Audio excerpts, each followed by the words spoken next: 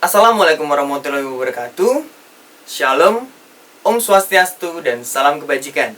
Pada kesempatan kali ini, saya akan mempresentasikan mengenai perancangan model bisnis yang telah saya lakukan dengan judul yaitu perancangan model bisnis kedai kopi Robusta Sanctuary. Dan sebelumnya perkenalkan, saya Severus Elmo Ibu Halim, entrepreneur 75 dengan bimbingan Bapak Boyke Rudi Purnomo.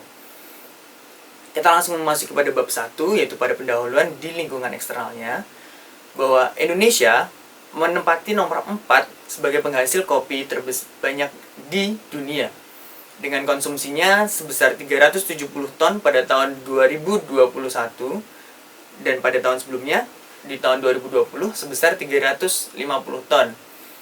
Hal ini pun juga dilihat pada tahun 2008 sampai 2019 terjadi kenaikan sebanyak 44%, yaitu menurut dari International Coffee Organization. Di Indonesia sendiri memiliki banyak varietas dari kopi itu sendiri. Ada Arabica, Robusta, Liberica, Excelsa, dan yang varietas kopi yang terkenal di dunia sekiranya ada 7, yaitu pada di kopi Arabica ada Gayo Sumatera, ada Kintamani Bali, Toraja, Java Ijen Raung, Flores Bajawa. Dan untuk kopi Libericanya ada dari Rangsang Meranti Riau. Dan untuk kopi Robustanya sendiri ada dari yang Temanggung. Kopi-kopi ini cukup terkenal di dunia dan orang di dunia pun juga sudah mengerti mengenai varietas kopi ini. Untuk kebunnya sendiri di Indonesia, kita melihat dari 2 jenis biji kopi yang banyak diminati, yaitu ada pada Arabica dan Robusta saja.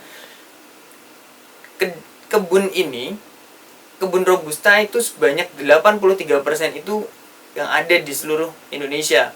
Sedangkan sisanya sebanyak 17% yaitu dimiliki oleh kebun Arabica. Hal ini pun juga berkaitan dengan produksi dari kedua biji kopi ini.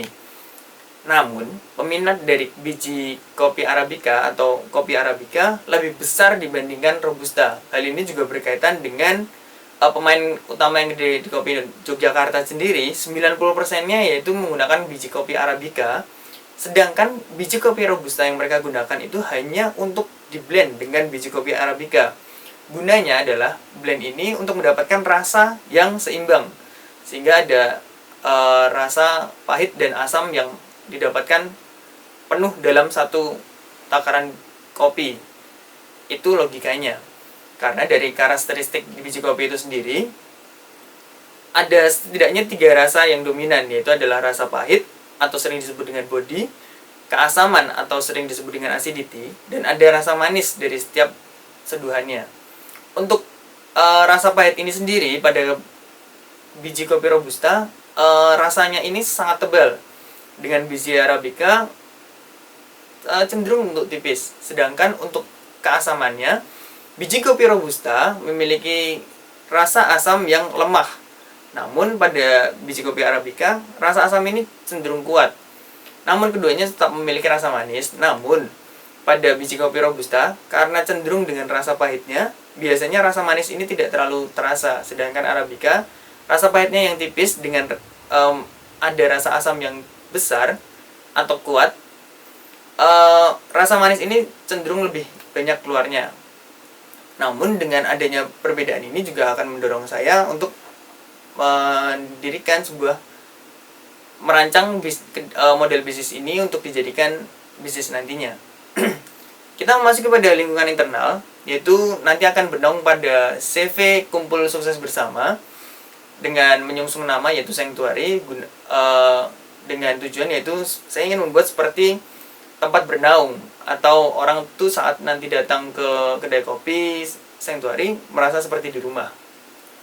Nantinya biji kopi yang akan digunakan di Sanctuary yaitu menggunakan biji kopi Robusta dari kebun yang berada di Sumatera yang dipanen dengan petik merah saat petik merah, dan pasca panennya nanti melalui proses pasca panen.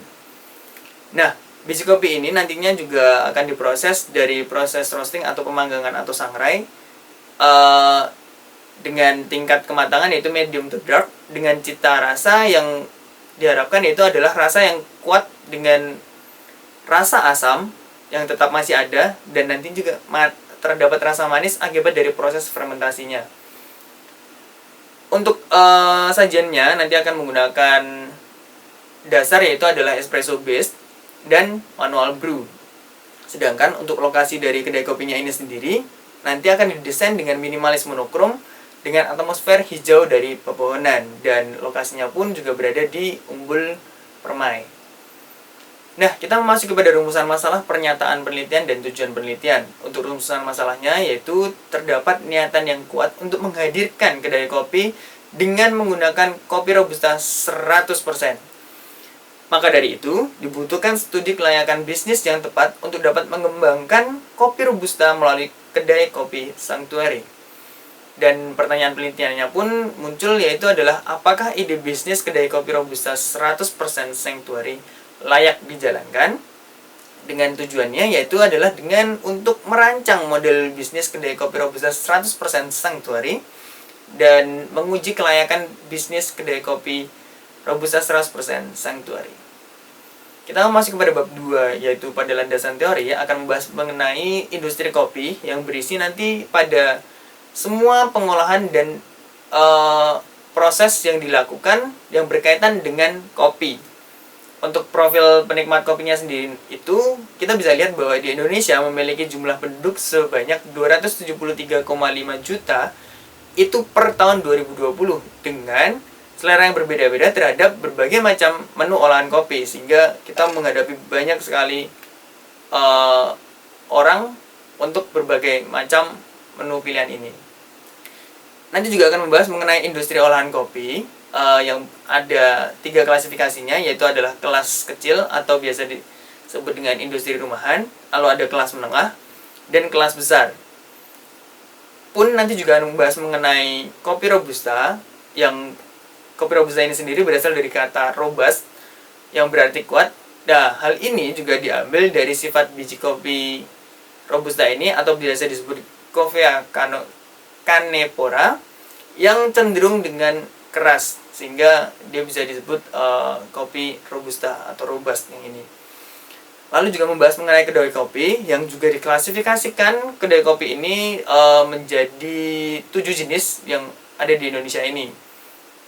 Juga nanti akan membahas mengenai kanvas model bisnis, yaitu adalah rasionalisasi sebuah organisasi dalam membuat, menyampaikan, dan menangkap makna dari sebuah nilai. Dan juga akan membahas mengenai peta empati, yaitu adalah alat untuk membantu perusahaan untuk mengetahui sesuatu yang lebih dari karakteristik demografi dari konsumen. Kanvas model bisnis dan peta empati ini dibahas menggunakan penelitian dari Osterwalder dan Bickner pada tahun 2010. Kita memasuki juga pada metode penelitian. Nanti akan didesain penelitiannya ini menggunakan deskriptif kualitatif dan deskriptif kuantitatif dengan jenis dan sumber datanya, yaitu menggunakan data primer dengan wawancara pemilik kedai kopi dan calon pelanggan, dan data sekundernya didapatkan dari kajian literatur laman web, artikel, berita, dan media sosial. Untuk metode pengumpulan datanya, yaitu untuk kanvas model bisnisnya nanti menggunakan dari wawancara pemilik, akan mewawancarai 2 pemilik, yaitu dari Kemari Coffee and Space untuk mewakili biji kopi Arabica dan Perdipe Coffee untuk mewakili dari biji kopi Robusta. Dan peta empatinya sendiri juga menggunakan wawancara calon pelanggan dengan metode purposive sampling, dan responden calon pelanggannya ini dengan kriteria yang pernah mengunjungi kedai kopi dan menikmati minuman kopi. Untuk instrumen penelitiannya, yaitu menggunakan wawancara calon pelanggan yang semi terstruktur untuk mengetahui keinginan, pemikiran, dan keresahan dari pelanggan tersebut. Untuk wawancara pemiliknya, yaitu untuk mendapatkan referensi dan dinamika kedai kopi Robusta dan Arabica. Untuk metode analisis datanya, yaitu menggunakan analisis konten, yaitu dengan metode analisis konten kualitatif yang menggunakan transkrip wawancara calon pelanggan untuk peta empatinya, dan wawancara pemilik untuk kanvas bisnis modelnya. Untuk analisis statistik deskriptifnya nanti akan menggunakan dianalisis dari net present value atau NPV dan IRR, internal rate of return, dan juga menggunakan payback period. Untuk strategi dan rencana pada peta empati calon pelanggan dapat dilihat pada layar. Dan untuk kanvas model bisnis kedai kopi Robusta Sanctuary sendiri, di sini untuk kedai kopi beberapa memang memiliki kesamaan. Namun dari kedai kopi Sanctuary sendiri ada perbedaan, yaitu pada proposisi nilai yang mengangkat kualitas kopi Robusta yang premium, dan nanti akan mengangkat juga suasana dan atmosfer tempat yang nyaman seperti di Sanctuary. Dengan segmentasi konsumennya nanti menambahkan dari wisatawan dan kelompok atau organisasi. Hubungan pelanggannya pun juga ditambahkan dengan sistem keanggotaan yang tidak semua menggunakannya. Dan kita juga menambahkan dari mitra utamanya dari komunitas atau organisasi tersebut. Untuk struktur biayanya, pada biaya estimasi modalnya mendapatkan total yaitu sebesar 331.200.000 dengan biaya operasional sebesar 33.850.000. Semua dalam rupiah. Untuk analisis kelayakan ekonominya dari penghitungan MPV, IRR dan PBB atau payback period, pada skenario normal NPV-nya yaitu pada nilai 1.458 juta sekian, dengan IRR yaitu sebesar 129%, dengan payback period yaitu 8 bulan. Untuk skenario optimisnya NPV pada nilai 1.721 juta sekian, dengan IRR yaitu sebesar 147%, dengan payback period yaitu selama 7 bulan. Untuk skenario pesimisnya sendiri, NPV pada nilai 1.195 juta sekian, dengan IRR yaitu sebesar 111%, dengan payback period selama 9 bulan. Hal ini bisa dikatakan layak karena NPV lebih dari 331.200.000 rupiah, dengan IRR lebih besar dari 3,5%. Ini menggunakan dari suku bunga Bank Indonesia. Saya menggunakan suku bunga Bank Indonesia agar dapat mengetahui tarafnya saja yang berada di taraf nasional. Untuk payback periodnya sendiri juga kurang dari 5 tahun, sehingga dapat dikatakan layak. Untuk rencana aksinya sendiri, pada rencana kegiatan akan dimulai pada bulan Juni 2022 hingga nanti pada bulan Desember 2023, dan selanjutnya juga setelah kedai kopi ini juga berjalan. Dengan penanggung jawab kegiatannya ada sekiranya 6, yaitu pada pemilik kedai kopi Sanctuary, lalu ada manajer, ada kepala bar, ada staf pemasaran digital, ada staf akuntansi dan keuangan, lalu ada barista atau pramusaji yang nanti akan berjumlah 6. Sekian presentasi dari saya, semoga berkenan dan terima kasih atas perhatiannya. Terima kasih.